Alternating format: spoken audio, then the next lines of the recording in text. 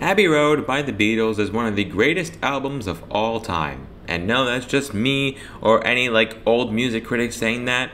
Just go on the internet and just look at as many reviews as you possibly can, or hell, just listen to the album and you will see that this album is universally praised, and rightfully so. I mean, every song on it is amazing, the production is amazing, the vocals are amazing, just everything about this album is just pure perfection. But apparently not everybody thinks that way, obviously. So we're going to look at a video called What Every Modern Listener Gets Wrong About Abbey Road. I found this on my recommended, and I thought I might as well just watch it. Especially since the thumbnail has Anthony Fantano in a red flannel, which is weird because when he reviewed this album, he had a yellow flannel on, and if you're not an Anthony Fantano watcher, basically a red flannel means it's a bad album, and a yellow flannel means it's a great album. So I'm not sure about that, but let's just watch the video and see what happens. A lot of modern reviews of the album Abbey Road by the band The Beatles make this same simple mistake. That mistake is assuming there should be a smooth segue between the songs I Want You, She's So Heavy and Here Comes the Sun. That's bullshit. Example, some of that tonal whiplash from the White Album is still here. My favorite example is when you listen to I Want You, She's So Heavy with its lumbering outro and the layers of noise piling up, then a hard cut, and then it's Here Comes the Sun, happy fun guitar time, yay! Well, I was gonna say, I thought Mike was saying that from a more positive perspective when I watched the video for the first time. I thought he was saying it in a more positive perspective. So nothing against this channel. Mike the Snare, this was simply the first example I could think of where someone mentioned the transition between the two songs, and now that I'm seeing this clip, this isn't even the best example of the phenomenon, calling into question why I'm even making this video. It's fine to not personally like the juxtaposition of these two tracks, but what a lot of people miss is that these tracks weren't intended to segue into each other.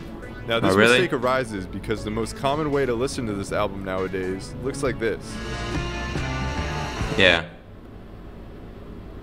But what streaming services like Spotify don't make clear is that this is actually the break between side 1 and side 2. Yeah, this break vinyls, of an album into at least 2 sequences is sometimes lost in translation to modern formats. Yeah, but it was for an real. important part of the medium that artists considered and worked into the flow of their albums. It was Well, yeah. an unavoidable technical limit, just like the limit on the amount of music that could be physically recorded onto one disc.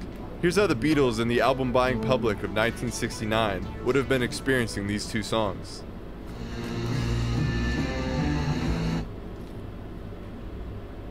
Pausing to take in side 1. Gets out of chair.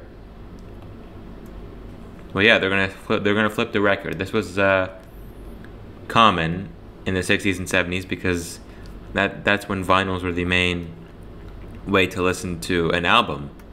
It's good to clean the record before listening so that it can increase. I didn't get the time to read that. It's like you're starting a separate chapter.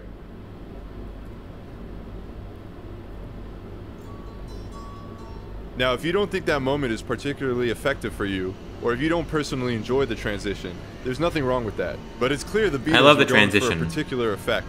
This abrupt ending to the song, and thus side 1 of the album, was a deliberate choice made by the Beatles as they were finishing up the album. According to Alan Parsons, we were listening to the mix. John said, "There, cut the tape there." Jeff Emmerich cut the tape, and that was it. End of side 1. A chaotic buildup of guitars and white noise drawing the listener in, and then sometimes negative space can be just as impactful as a loud noise. In my subjective opinion, even if the two songs were played back to back, I personally think there is an interesting juxtaposition between the two songs. Yeah, for real. The effect of the loudest moment on the album abruptly transitioning into its quietest makes for quite an impact. Yeah, exactly. Bonus vinyl cork that you might be overlooking. Hidden tracks.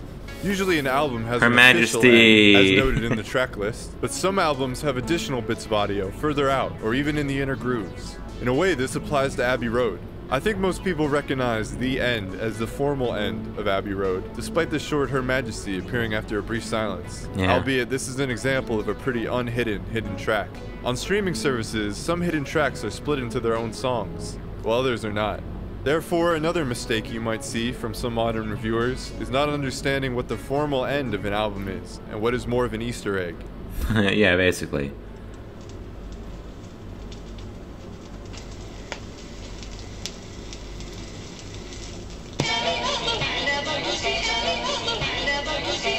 Really? So that was the hidden track. That was the hidden of. Wait, what did that say? So that the any other way, that was the thing at the end of Sgt. Pepper. That was a hidden track. If you know any of the other examples of cool segues or hidden tracks, let me know. I mean, I personally don't know any other ones, but I mean, I wouldn't mind, you know, giving some to you. I think that video perfectly justified the explanation for why, like, that transition on Abbey Road is like a very cool transition.